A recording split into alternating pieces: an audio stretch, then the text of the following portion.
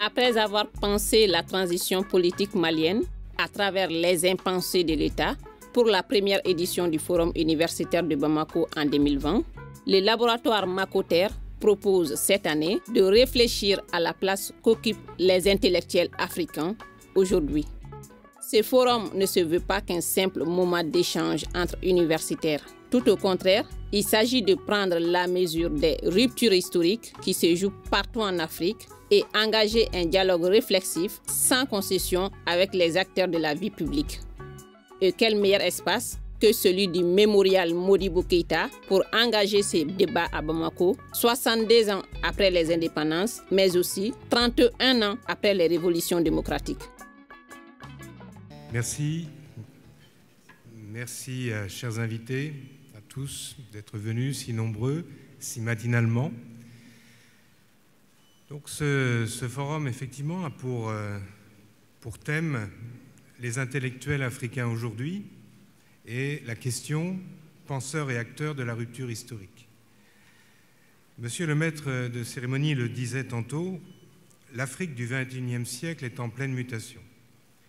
Certains, plus chagrins, préfèrent parler de crise, mais nous sommes dans le même registre en réalité. Et elle est désormais actrice d'une rupture historique majeure qui est vécue par beaucoup comme, je cite l'expression, la conquête d'une nouvelle indépendance. Dans les pays francophones, il s'agit de se libérer de la domination postcoloniale de la France. Dans les pays anglophones, c'est une lutte contre l'impérialisme américain. Mais ce projet de reconquête, ô combien légitime, ne peut pas être le recyclage de recettes qui ont conduit aux désillusions démocratiques des années 2000, et encore moins se borner à la mise en œuvre d'une technostructure qui s'apparenterait alors à une simple réforme. Dans ce forum, il s'agira précisément de se demander si l'intellectuel doit toujours et partout être engagé, et si oui, doit-il l'être idéologiquement ou librement? Ne doit-il pas plutôt être décentré, hors du pouvoir, de sorte qu'il puisse voir ce que les autres ne voient pas? Un peu comme ces voyants célèbres dont la cécité offrait une vision autre du monde. Véritables faiseurs d'histoire, les intellectuels africains ont plusieurs fois et radicalement changé la face du monde. Sans remonter au-delà du XXe siècle, on évoquera immédiatement ceux dont j'ai déjà parlé plus haut et que j'appellerai, pour la cause, les intellectuels des indépendances. Ceux-là ont pensé et se sont engagés dans une quête de vérité, de justice, parvenant tout à la fois à vaincre le colonialisme et à construire autant de projets de libération des peuples africains. Plus proche de nous, il y a eu également ceux que j'appellerais les intellectuels des révolutions démocratiques, dont certains sont ici présents, et je les en remercie. Mais tous ont été penseurs et acteurs de la rupture historique, mettant à bas les partis uniques et promouvant une certaine émancipation de leur société. On pense enfin à ces intellectuels qui désormais pensent à leur tour la société pour la réformer, la refonder, la rectifier. Il s'agit de ceux que j'ai appelés ici les intellectuels de la rectification. La rectification semble en effet revisiter les valeurs politiques forgées par et pour l'Afrique. Patriotisme, souverainisme, panafricanisme, en mettant en place des leaderships issus d'un consensus non délibératif, le religieux, la tradition, le militaire. Entre les intellectuels des indépendances, qui pensaient la construction de la nation, ceux des révolutions démocratiques, qui pensaient l'émancipation, et ceux de la rectification, qui pensent le rétablissement d'une guidance, quelle est la place et le rôle des intellectuels africains aujourd'hui? Quel est désormais son métier, si celui-ci a changé? Et comment penser, questionner et transmettre au sein de l'université autant que dans la cité? Est-ce que l'espace artistique et littéraire est toujours celui d'une pensée libre, lorsque la lecture est devenue une pratique en perdition et que l'art est pour beaucoup une énigme culturelle? Est-ce que la rectification qui célèbre haut et fort le retour du peuple, Djamana, et du but commun, Kuntinena, promeut toujours la foi en son pays, ghanéen, ou celle en Dieu, à la cour. Faut-il suivre enfin Achille Mbembe lorsqu'il met les Africains en garde contre les impasses intellectuelles précisément, le managérialisme et le brutalisme? Ce sont tous ces questionnements ô combien importants pour l'Afrique aujourd'hui qui seront non seulement défendus et argumentés tout au long de cette journée, mais aussi débattus par nos éminents invités et qui ont eu la gentillesse de venir s'asseoir aux 3 tables rondes de ce forum universitaire de Bamako. Bon débat et je vous remercie. La table ronde qui va suivre sera animée par le professeur Mami Soumaré. Elle accueillera 2 universitaires qui feront un retour sur le rôle et la mission de l'université africaine dans la formation et la transmission du savoir. Intitulé « Le dur métier de l'intellectuel en Afrique aujourd'hui » ou « Comment penser, questionner et transmettre », cette table ronde débattra sur les problèmes que pose la production des savoirs dans le monde universitaire, alors que l'exigence d'une souveraineté intellectuelle est plus que jamais d'actualité pour nos pays d'Afrique. Le thème de la table ronde, c'est le dur métier de l'intellectuel en Afrique. Comment penser, questionner et transmettre aujourd'hui. Le contexte de production scientifique dans nos universités africaines à l'amorce du XXIe siècle est fort différent de celui qui a prévalu au lendemain des indépendances, tant en ce qui concerne l'élite idéologique sous-tendant le développement de la démocratie que la légitimité des premiers intellectuels qui avaient en charge la construction de l'État aux lendemains des indépendances. Dès 1960, la priorité, voire l'urgence des nouveaux États indépendants, c'était de former des cadres politiques et économiques de nos États. C'est ainsi que les universités se sont adaptées aux besoins spécifiques des États en fonction des orientations politiques et du marché de l'emploi. 62 ans après, le pari semble réussi, car plusieurs doctorats ont été soutenus et des grands diplômés deviennent des conseillers politiques des différents chefs d'État. Pour autant, les États se trouvent essoufflés et de plus en plus contestés par les populations, qui sont nostalgiques des pères des indépendances et ironisent même de plus en plus sur ces intellectuels qui manquent d'engagement. Qui sont-ils? Est-ce que les politiques d'enseignement supérieur ont été pensées pour produire les intellectuels aujourd'hui? Ne sommes-nous pas en train de fabriquer des diplômés et non des intellectuels? Interroger l'université malienne comme un espace du savoir et de la pensée nécessite un rappel historique de la recherche en Afrique. À la veille des indépendances, les puissances coloniales se sont inscrites dans une politique de création des universités en Afrique. L'idée était de freiner l'élan des mouvements irréversibles d'émancipation et cela passait par le contrôle de tous les leviers, dont celui de la connaissance. Si l'objectif était de sortir des logiques de domination de l'Occident, les modalités pratiques de création des universités africaines après les indépendances donnèrent lieu à un débat passionnant. 2 opinions s'opposent. Ceux qui proposent une rupture radicale avec l'Occident pour une africanisation des savoirs et ceux qui proposent une intégration graduelle à travers une transition négociée en tête de liste, Léopold Sédar Senghor. L'université fut à l'époque un espace de revendication majeure et de remise en cause de la pensée occidentale. Si je prends l'exemple de nos universités, les 3 universités en sciences sociales en 2018 comptaient plus de 80 000 étudiants pour 1417 enseignants, dont plus de la moitié étaient des enseignants, étaient des assistants avec un DA. Un autre aspect très important à débattre ici, c'est le problème de financement de la recherche malienne, qui est fortement dépendant de l'extérieur. 50,8% des fonds publics de l'extérieur. Que vaut la production malienne si elle est conditionnée par les bailleurs internationaux? Peut-on parler de souveraineté intellectuelle ou un Malikoura quand l'État a la peine de financer sa propre recherche? Cette dépendance de l'extérieur fait que les recherches sont conduites par des dispositifs méthodologiques des organisations internationales à travers des termes de référence. Des chercheurs deviennent des experts des coopérations internationales et des ONG. Ils produisent ce qu'on appelle la recherche-action, dépendant fortement de ces termes de référence, avec l'usage de la rhétorique.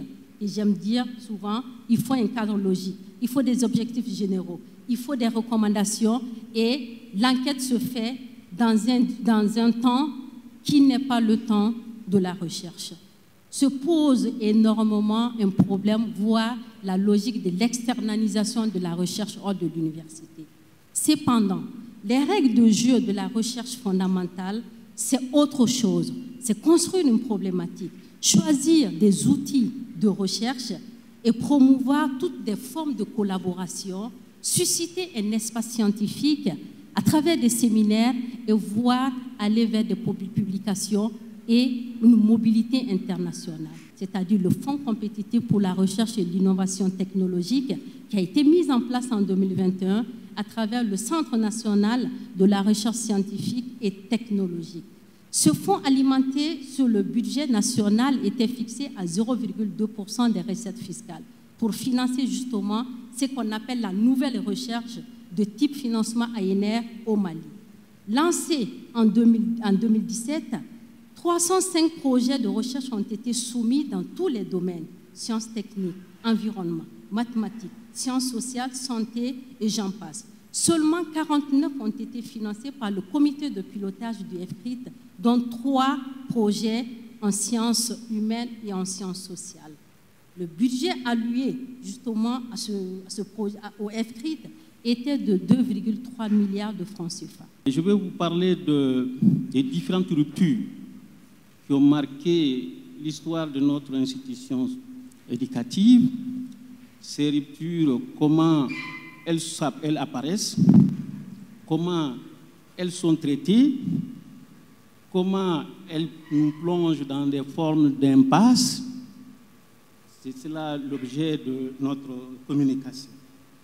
Il y a un constat à partager avant de commencer la communication, c'est qu'aujourd'hui, on est tous d'accord sur 2 choses. La première chose, c'est que notre institution scolaire ne marche pas. Parents d'élèves, élèves, étudiants, décideurs politiques, j'en passe. Tout le monde se rend compte que l'institution scolaire ne marche pas bien. En témoignent les taux d'échec très élevés au niveau des différents examens nationaux. Deuxième constat, tout le monde est d'accord qu'il faut réformer. On ne peut plus continuer comme ça. Il faut réformer notre système d'enseignement. Il ne correspond plus à nos attentes en termes de développement de la société. Je me suis dit que l'université, c'est vraiment le haut lieu de savoir, mais l'université n'est pas déconnectée de l'enseignement secondaire. L'université ne peut pas être déconnectée de l'enseignement fondamental. Et donc, vous allez me permettre de faire un petit détour sur l'enseignement fondamental et l'enseignement secondaire dans notre pays, avant d'aborder en deuxième lieu la question de la transmission des savoirs à l'université.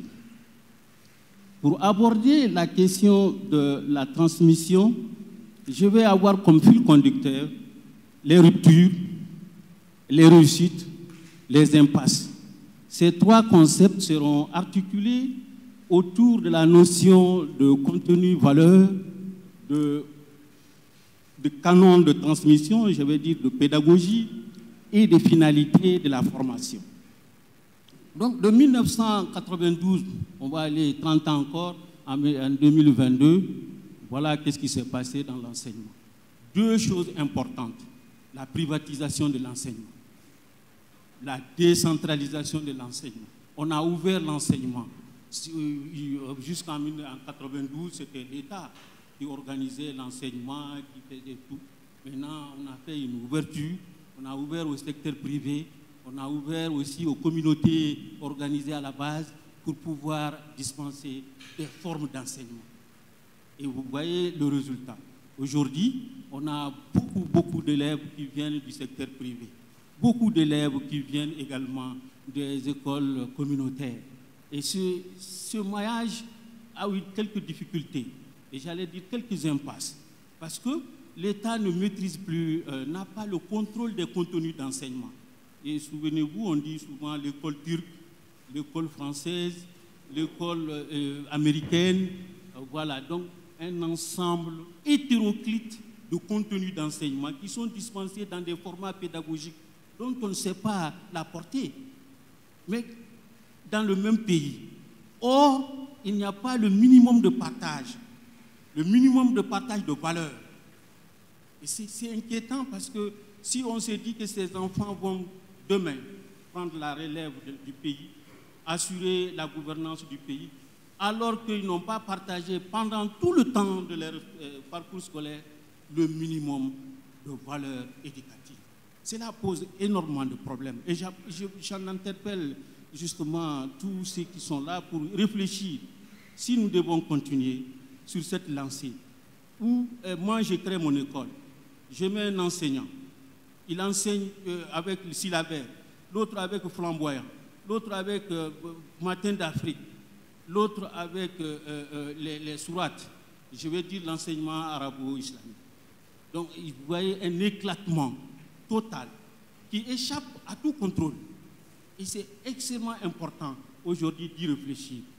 Donc, moi, je vais dire peut-être 2 ou 3 ou 4 petites choses. La première chose, et c'est intéressant que de le reconnaître, la notion d'intellectuel n'est pas alliée forcément à université et n'est pas alliée forcément à diplômé. Nous avons surtout dans notre pays beaucoup de producteurs de savoir qui ne sont pas allés une seule journée à l'école. Et donc la question essentielle, c'est de voir comment tous ces producteurs de savoir peuvent être associés à la production globale nationale de savoir et que ces savoirs puissent être utiles dans le quotidien des citoyens. Autre élément caractéristique de l'intellectuel, moi je pense, c'est le partage. La volonté de partager et donc s'organiser pour partager. Et là, nous avons quelques insuffisances dans notre pays, effectivement, parce que beaucoup de savoirs produits ne sont pas partagés. Beaucoup de savoirs produits ne sont pas protégés et beaucoup de savoirs produits se perdent. Je vais surtout rebondir sur l'intervention de M. Dambélé, qui a démontré l'échec de notre système de formation. Je vais partir de la création de l'université. C'est vrai, c'était une obligation. On a récupéré les mêmes structures, les mêmes enseignants et j'allais dire aussi les mêmes étudiants. Sauf que dans les années qui ont suivi, ça a été les sureffectifs. Un plan, je pense que c'était un plan quinquennal, devait nous amener à recruter, former suffisamment d'étudiants pour effectivement, peut-être pas compenser, mais en tout cas de façon à ce que le rapport étudiant, ou plutôt enseignant-élève, soit correct. Ce plan n'a pas été respecté. Les infrastructures, il y a eu peut-être un seul bâtiment construit sur la colline. Les enseignants, même si certains sont rentrés pour donner le coup de main, nettement insuffisants. Et c'est ce qui fait qu'on a mis dans un amphi. Ce n'est même pas un amphi, c'était le palais de la culture. 1300 étudiants. Comment voulez-vous que 1300 étudiants, devant un professeur, ils suivent le cours? Ils ne peuvent pas. Le professeur est pressé de dire tout ce qu'il a à dire et s'en aller. Ça ne marche pas. Ce que je vais dire aux enseignants, aujourd'hui, que les enseignants comprennent, c'est eux seuls qui peuvent construire le Mali. Personne d'autre. Si c'est le savoir qui construit une nation, qui porte ce savoir, qui fait que tous les enfants du Mali se retrouvent autour du Mali avec les mêmes connaissances, si ce ne sont pas les enseignants? Se priver de parler de politique, tout simplement, c'est différer notre destin. Quand il n'y a pas de politique, il n'y a pas de destin à conquérir. Il n'y a pas de mission à accomplir. Que les enseignants jouent leur rôle, qu'ils apprennent, qu'ils lisent, qu'ils comparent, qu'ils critiquent, pour qu'ensemble on relève ce défi. Ce sont les enseignants qui ont fait le Mali. Et le Mali ne se fera pas sans les enseignants. Ne nous laissons pas berner par les critiques.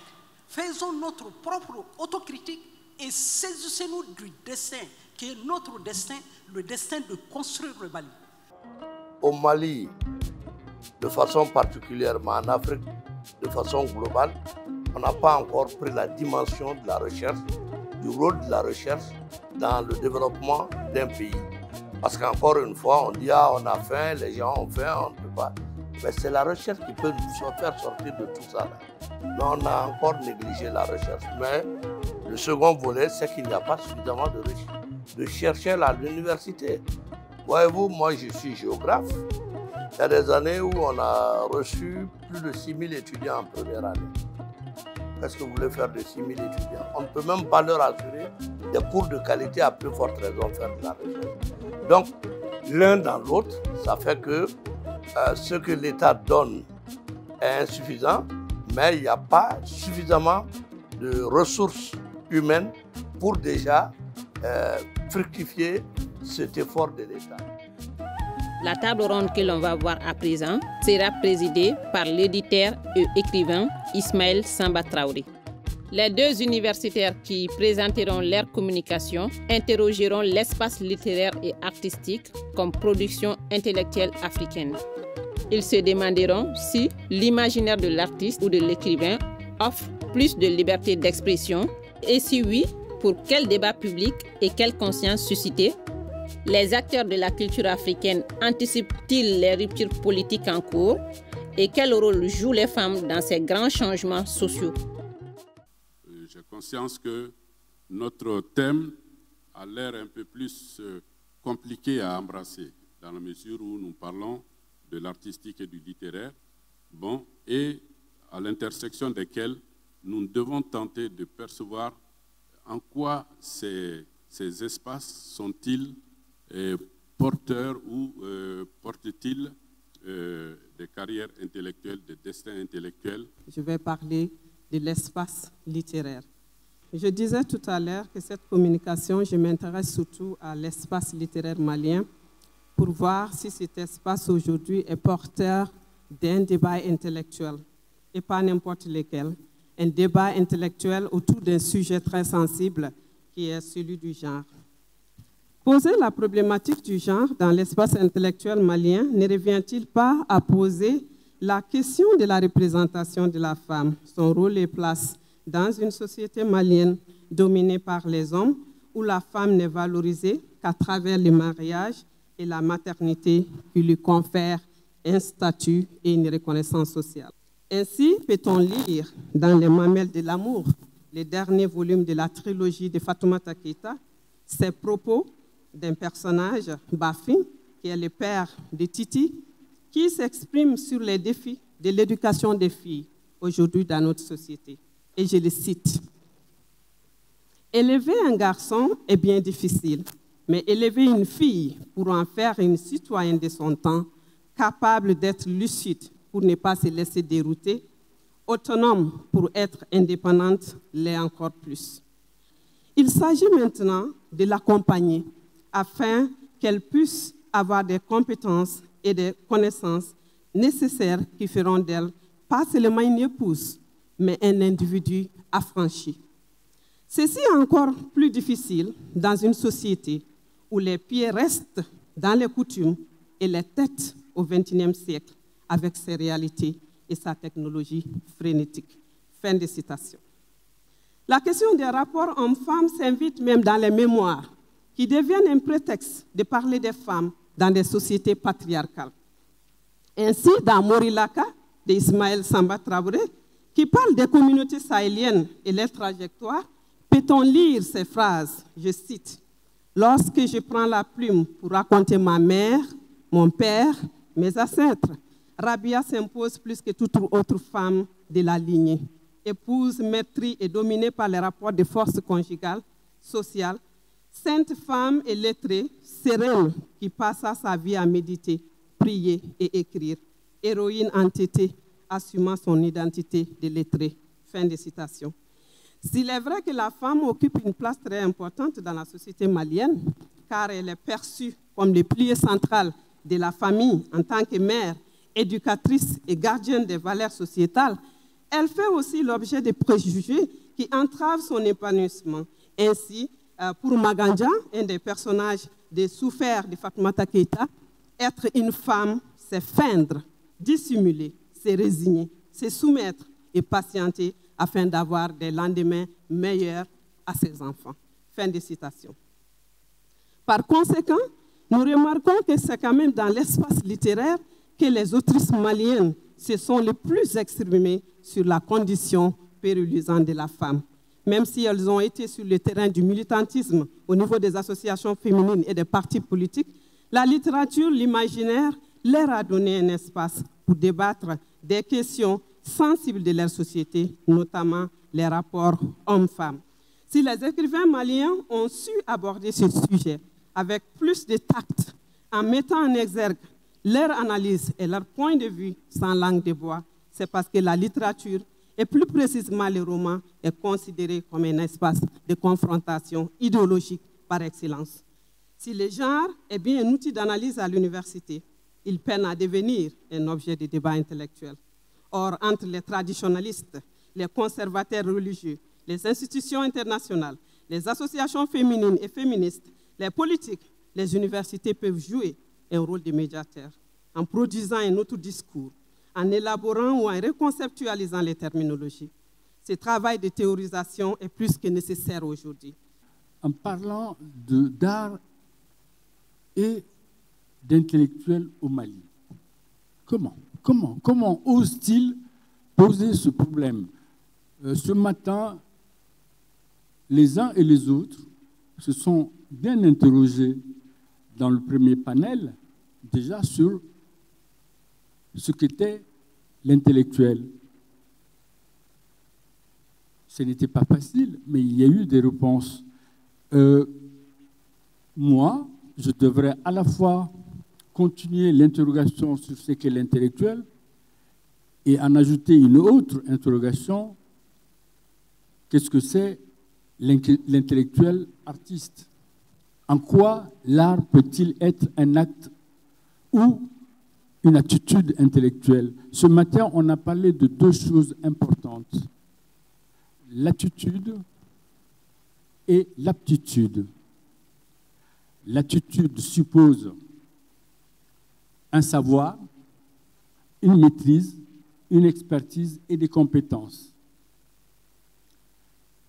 L'artiste, ce qui le caractérise fondamentalement, en première position, c'est la liberté.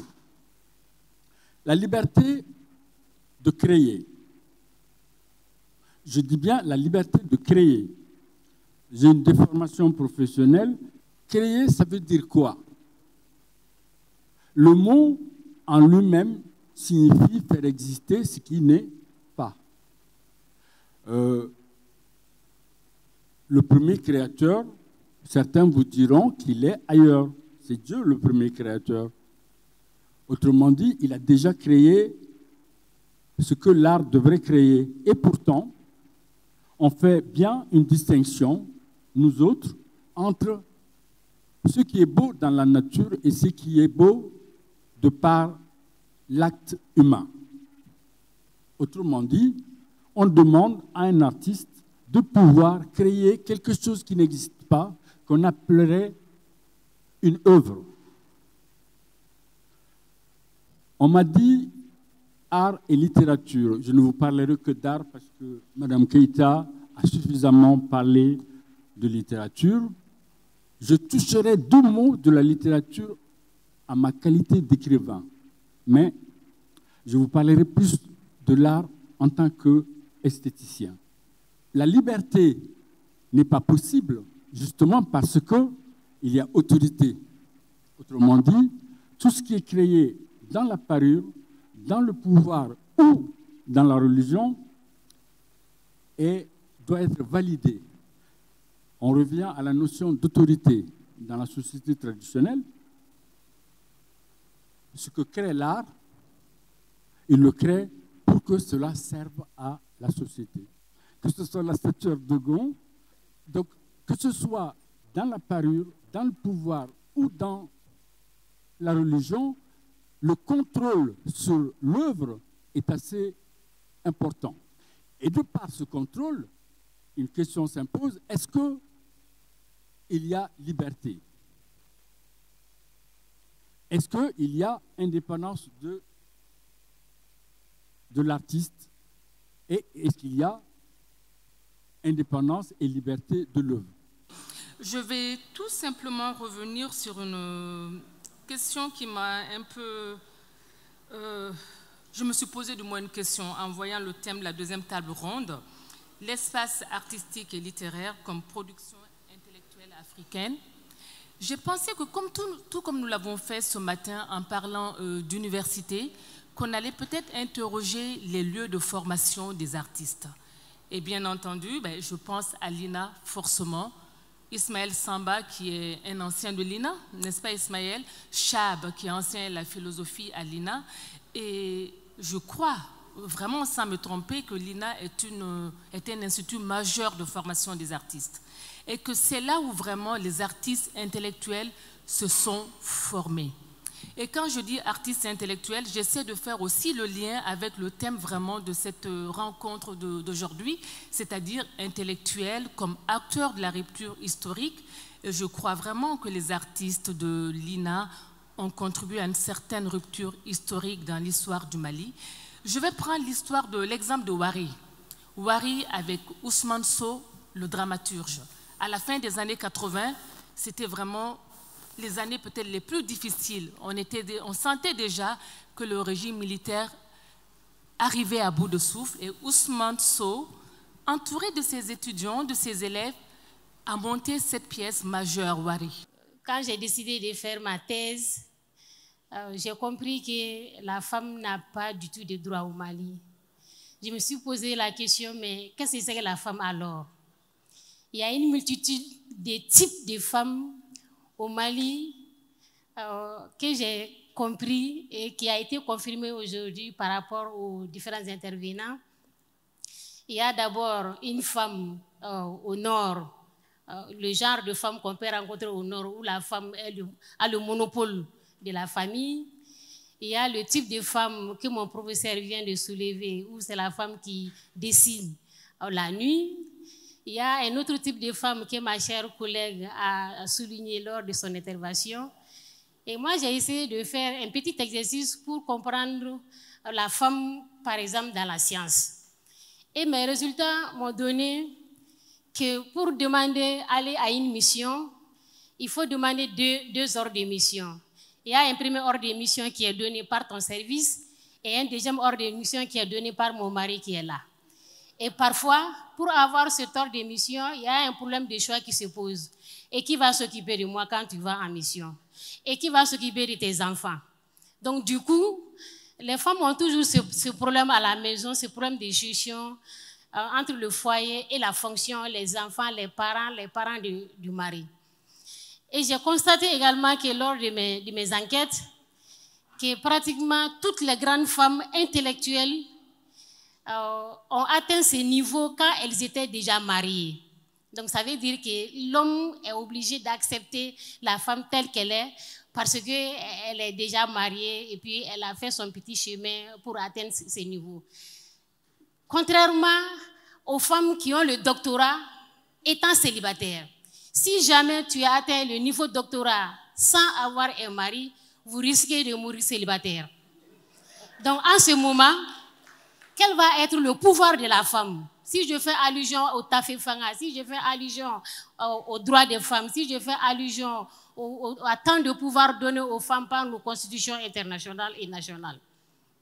Donc j'ai compris que, en réalité au Mali, la femme n'a pas de place. Il n'y a pas une place fixe à la femme. J'ai essayé d'échanger également avec des hommes. Les hommes, lorsque tu parles de la religion, et si c'est avantageux, ils vont s'aligner derrière la religion, mais il y a des endroits où la religion n'est pas avantageuse, ils vont s'aligner derrière la culture. Donc, il n'y a même pas une identité unique au Mali sur laquelle on peut négocier le problème de femmes. J'ai demandé à prendre la parole surtout pour faire un témoignage. Je m'en voudrais de quitter cet espace qu'on a discuté art et production intellectuelle sans faire ce témoignage. Et ce témoignage porte sur les relations que j'ai eues avec Amara Sylla, dit Amsil, que beaucoup d'entre vous connaissent ici. Amara Sylla, à travers la peinture, personnellement, a beaucoup contribué à ma construction politique et intellectuelle, parce que j'ai beaucoup voyagé avec lui à l'intérieur du pays. J'ai beaucoup discuté avec lui, des nuits entières. Et en tant que peintre, simplement avec la peinture et le savoir qu'il avait développé autour de la peinture, il m'a aidé à comprendre beaucoup de choses sur ce pays, son fonctionnement, sur les relations entre les hommes et la matière. Et je vous assure que ça a changé beaucoup de choses, beaucoup de visions que j'avais de mon propre pays. Je vais vous donner un seul exemple. Et ça guidait même mon action politique. Juste un exemple pour être rapide. Quand j'ai été nommé ministre de l'administration territoriale en février 2000 par le président Alpha Mouara Konaré, j'ai commencé à travailler et puis un jour, ma secrétaire vient me dire « Ah, il y a un monsieur qui veut vous voir. » Je lui dis « Comment il s'appelle ?» Il s'appelle Amara Sylla.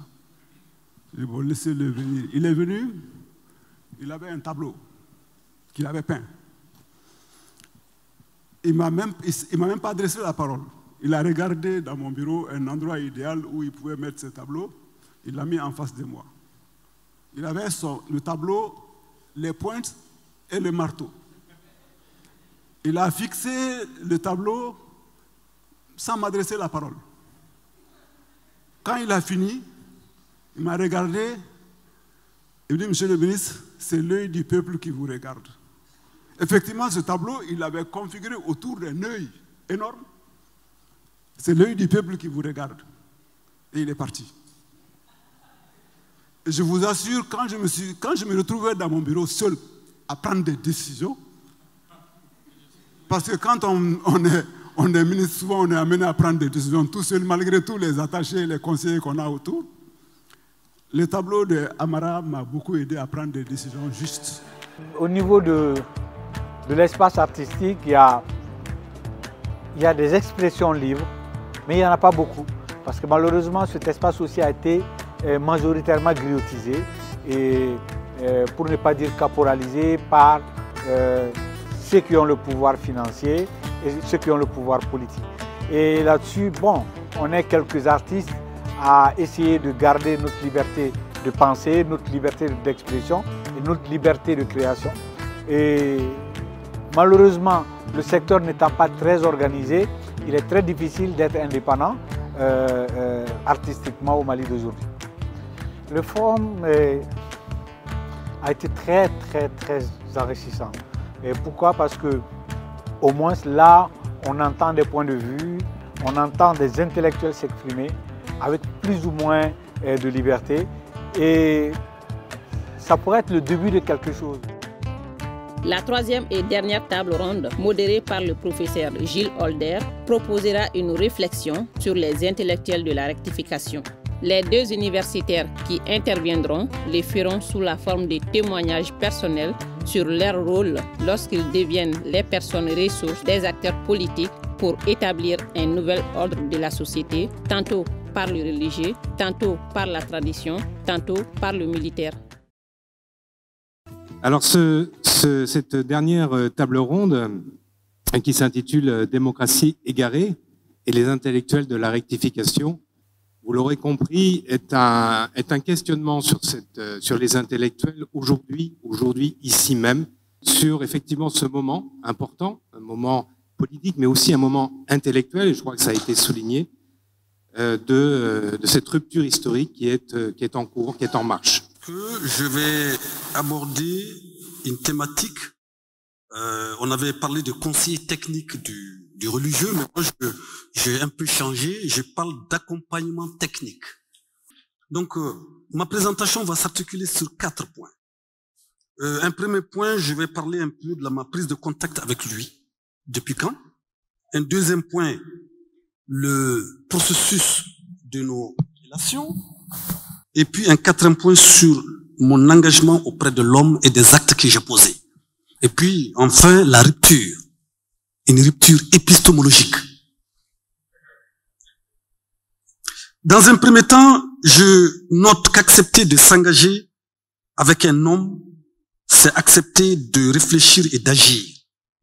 Pourquoi réfléchir? C'est pour agir en tant qu'intellectuel indépendant. Ma rencontre avec l'imam Dicko a été un moment important de mon parcours de chercheur et d'intellectuel. Il y a une entente pour engager des réflexions de rectification et aussi la rupture qui est marquée par des quiproquos. Après, je l'ai accompagné dans la rédaction du manifeste de l'imam Mahmoud Dicko. Je suis le rédacteur du manifeste, pour ceux qui ne le savent pas. C'est moi, Boubacar Ba, qui ai rédigé le manifeste de 2021 pour le compte de l'imam Mahmoud Dicko. Je l'ai dit aujourd'hui publiquement. Ce n'est pas pour sortir du bois, comme on le dit, mais c'est pour montrer à la face des Maliens qu'en suivant cet homme, moi je voulais poser des actes fondateurs.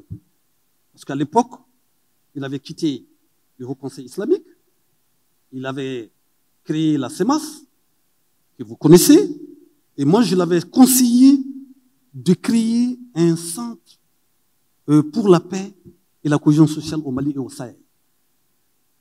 Mais pour le faire, je l'ai suggéré de préparer un manifeste de rupture épistémologique. Et vous savez, dans l'histoire, les grands événements historiques se reconnaissent et toujours ressortent dans le temps. Ça va dans tout ce qui se passe dans le monde, depuis la Grèce antique jusqu'à ce jour. Donc, ce manifeste était un moment important. Et aussi, je l'ai accompagné à la mise en place de son centre, qui s'appelle Centre de l'imam Mahmoud Dicko pour la paix et le vivre ensemble dans le Sahel, qui a été lancé officiellement, je crois bien, le 1er avril, si je ne me trompe pas, 2021, devant le Premier ministre Mokhtar Ouad. C'est là où je suis sorti devant le monde entier pour me présenter comme étant le coordinateur scientifique du centre. Pourquoi? Parce que j'étais dans une posture d'un accompagnateur, je n'avais pas besoin d'aller dans les Facebook ou dans les réseaux sociaux pour dire que c'est Boubacar Ba. Mais vous savez, l'histoire est tragique. On ne peut jamais cacher l'histoire. Il y a toujours des faits qui déterminent l'histoire. Donc, il y a eu cette rencontre du mois d'août. Et puis, il y a eu le centre, mais malheureusement, le centre n'a pas marché tel que j'ai souhaité. J'avais proposé un plan d'action, j'avais proposé un cadre logique pour 2022, depuis janvier, et en juin, on n'avait pas mené les activités. Et là, je l'ai proposé de recruter un jeune directeur du centre pour quelques mois, 3 mois. Malheureusement, je n'ai pas eu les réponses qu'il fallait et j'ai arrêté en partant chez lui, à la maison, pour lui dire, monsieur Dicko, j'arrête avec vous. Jusqu'à ce stade, je ne l'ai plus rencontré et il ne m'a pas rencontré. Mais nous avons gardé des relations cordiales entre un frère et son aîné. Donc, en conclusion, monsieur Gilles, je note qu'Amadou Hampâté-Bâ dit qu'il n'y a pas de vérité absolue. Il y a votre vérité, il y a ma vérité. Il y a aussi une vérité qui est suspendue entre nous. Tout ce que j'ai dit n'est que ma vérité. Le Premier ministre Mokhtar Ouad est arrivé à la primature. Bon, donc il a nommé quelques personnes pour commencer. Donc Ibrahima Maïga qui est à ma gauche et d'autres. Et donc un jour, à ma grande surprise, il m'a fait appel. Et donc on s'est rencontrés la première fois début décembre. Et donc il m'a parlé de toute l'estime qu'il avait pour ma modeste personne et tout ça, et son souhait de travailler avec moi. Il m'avait demandé de faire une note sur la situation du centre, les régions dites de Centre Ségou et Mopti, sur les dynamiques, les acteurs, et sur comment concrètement l'État peut agir pour pouvoir reprendre pied. Donc j'ai produit cette note, et finalement ma nomination est intervenue un peu plus tard. Donc c'est pour dire que finalement, je me retrouve de facto, on va dire, entre guillemets, intellectuel de la transition ou de la rectification, sans pour autant, en tout cas, été un acteur du mouvement M5 ou d'autres acteurs, enfin, en tout cas, d'autres engagements.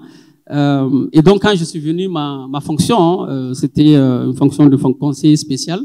Et dans ce cas-là, on fait quoi? On produit des notes techniques sur des questions précises.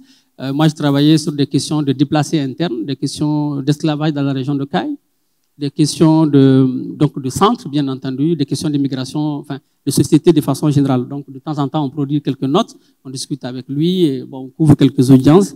Et voilà, donc c'est un travail qu'on fait. Mais l'avantage que j'avais eu, c'est que je gardais un pied à l'université. C'est que j'avais négocié avec lui la possibilité de partir faire mes cours chaque fois que l'agenda le permettait. Donc, j'étais à la primature un pied à l'université. Parce que bon, je me dis, la transition est une période d'incertitude. Et tout ça, là, du jour au lendemain, en réalité, peut prendre d'autres tournures. Donc, autant garder son pied sur terre. Et au moins, chaque fois qu'on revient à l'université, on n'oublie pas qui nous sommes et on ne perd pas notre âme.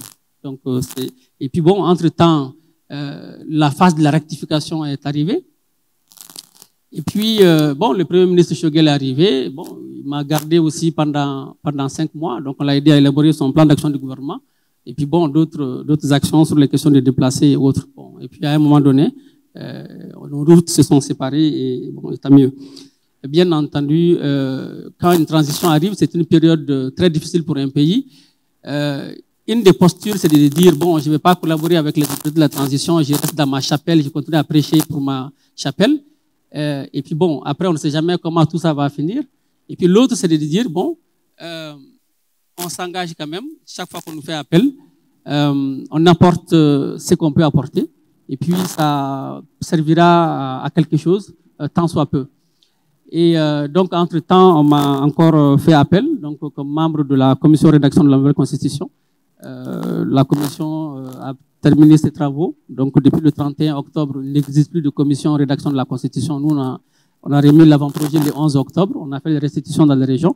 Donc, de ce point de vue, là aussi, en tant que sociologue, nous avons essayé d'apporter donc notre regard sur les éléments, en tout cas les valeurs socioculturelles et tous les éléments qu'il fallait prendre compte, en compte dans l'avant-projet. Bon, maintenant, en termes de réflexion, je pense que d'une certaine manière, c'est un honneur de pouvoir servir son pays lorsqu'on vous fait confiance à un moment donné, à ce moment crucial, et que vous arrivez à apporter votre réflexion, en tout cas à guider, orienter l'action politique. C'est surtout ça qui est le plus important. Mais bon, vous savez, ce n'est jamais évident. Ce sont des formes d'autonomie qu'on négocie entre le travail d'universitaire et le travail de conseiller, parce que bon, le travail de conseiller est un travail, on va dire, politique, et l'universitaire a une autre posture. Donc, ça montre finalement aussi les limites de l'engagement. C'est-à-dire qu'on a beau, par exemple, produire une note qui nous paraît être utile, proposer des pistes qui nous paraissent prévenir des conflits. On peut ne pas en fait en tenir compte, ou on peut peut-être en tenir compte, mais trop tard. Et donc, finalement, on peut rester un peu sur notre faim. Mais quoi qu'il en soit, pour moi, il s'agissait d'un engagement nécessaire pour guider tant soit peu l'action publique. Merci aux deux panélistes. J'avoue que quand j'ai reçu l'invitation et que j'ai lu l'agenda, si je suis là, c'est à 60% pour cette thématique-là. Je me suis dit, chouette, je vais enfin comprendre ce que c'est que la rectification. J'avoue modestement que depuis qu'on en parle, jusqu'à présent, je n'ai pas réussi à comprendre. C'est-à-dire, qu'est-ce qu'on veut rectifier et pour aller où? Je n'ai rien compris. Donc je me suis dit, c'est l'occasion peut-être de comprendre, de rencontrer les idéologues de la rectification et de comprendre quelque chose, parce que c'est toujours utile de comprendre ces choses-là. Mais j'avoue que bon, ce que je comprends, et c'est important de le clarifier, parce que le service à l'État, il y a deux choses. D'ailleurs, même les services de l'État sont organisés comme ça. Il y a les techniques, il y a les techniques et il y a les politiques. Même les ministères sont organisés comme ça, normalement. Normalement, les ministères sont organisés comme ça. Dans les ministères, il y a le compartiment technique qui est le secrétariat général et ses conseillers techniques, qui sont censés être inamovibles. Je dis bien censés, hein. La réalité, ça ne correspond pas toujours à ça. Qui sont censés être inamovibles parce que ils sont là pour servir la République, pour servir la pérennité et garantir la continuité de la République. À côté de ça, il y a la partie politique. C'est le ministre, c'est chargé de mission. Normalement, ils viennent avec le ministre et ils partent avec le ministre. Ceux qui sont là, sauf en cas de déloyauté prouvée par rapport à la République, c'est vraiment le secrétaire général et les conseillers. Donc, en fait, servir son pays, c'est bien comprendre ces deux compartiments. Aller apporter son expérience technique en tant que conseiller technique, en tant que machin, ça, vraiment, on sert techniquement son pays par rapport à ce qu'on sait et ce qu'on maîtrise. Moi, j'ai deux petites questions. La première question, c'est, bon, je suis comme le ministre Ousmane Sy, par rapport à cette histoire de rectification. Moi, j'ai comme l'impression qu'au Mali, on est dans les grands remplacements. En fait, on ne fait pas de rectification. Et j'ai aussi remarqué quelque chose quand même qui me choque dans ces pays-là. C'est l'état du patriotisme qu'on chante dans nos bouches, mais qu'on ne manifeste pas dans nos actes. Parce que moi, je suis très surpris tout le temps, quand il s'agit de déposer un pouvoir, on est tout de suite tous mobilisés, sans chercher à comprendre, ni les tenants, ni les aboutissants. Mais je suis encore plus sidéré quand je vois que les boulevards de l'indépendance ne se remplissent que quand on veut dégager des gens ou quand on veut les déposer. Mais quand il y a les vrais problèmes du pays, quand des centaines et des centaines de Maliens se font massacrer au centre, se font massacrer au nord, vivent dans les incertitudes ici, je ne vois pas les mêmes engouements. Je ne vois pas la même mobilisation. Je n'ai pas ces sentiments que ces Maliens, c'est-à-dire, sont solidaires de leurs compatriotes qui meurent à longueur de journée. Aujourd'hui, nous, notre pays connaît une crise humanitaire sans précédent. Elle ne touche pas qu'une communauté, elle ne touche pas qu'une partie du pays. Mais tous ces grands chefs, qu'ils soient politiques, qu'ils soient religieux, qu'ils soient intellectuels, qu'ils soient hommes d'État, ils sont où? Pourquoi ils ne parlent pas? Pourquoi c'est quand on veut juste déposer un pouvoir qu'on va au boulevard de l'indépendance? Pourquoi on ne va pas là-bas pour dénoncer les vrais maux qui touchent nos populations et notre société? Ce patriotisme-là, c'est comme ça qu'il doit s'expliquer.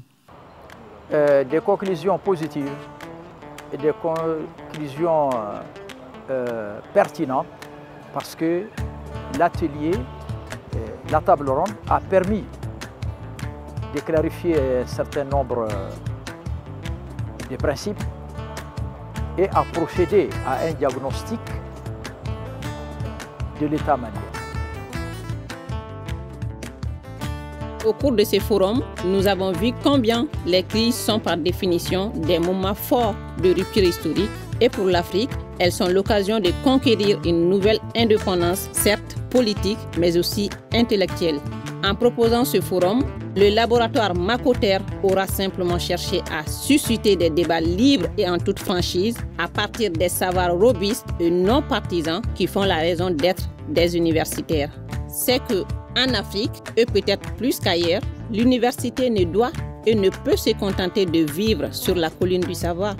L'université doit venir ou revenir dans la cité pour s'asseoir avec le peuple dont elle est issue et penser ensemble l'avenir du pays, tous réunis sous le hangar Guakoro.